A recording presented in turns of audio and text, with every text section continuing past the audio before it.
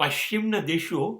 જેમ કે યુરોપ અને અમેરિકાના દેશોની અંદર એક જીવનની વ્યવસ્થા એવી રીતે ગોઠવાઈ છે કે અહીંયા નાની ઉંમરથી દરેક માણસ નોકરી કરે છે, અને નોકરી કરી અને સોમથી શુક્ર સુધી 5 દિવસની નોકરી કરે છે, અને 5 દિવસની અંદર જે પૈસા આવે છે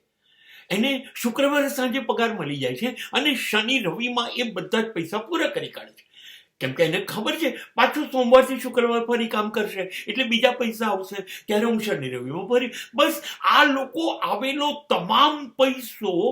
દર અઠવાડિયે ખર્ચી કાઢે છે, દર મહિને ખર્ચી કાઢે છે, વર્ષ ચાલે એ પ્રમાણે ખર્ચી કાઢે છે.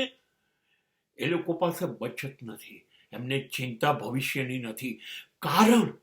એમને ખબર જ છે કે દર અઠવાડિયે દર મહિને પૈસા મળવાના છે. અને આમ કરતા કરતા આ લોકોને બચતની એટલા માટે જરૂર નથી કે એમને ખબર છે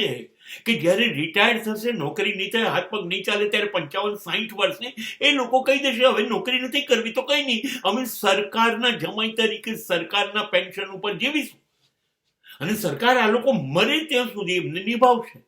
માટે એ લોકો બચત નથી કરતા અને ઉડાવ છે.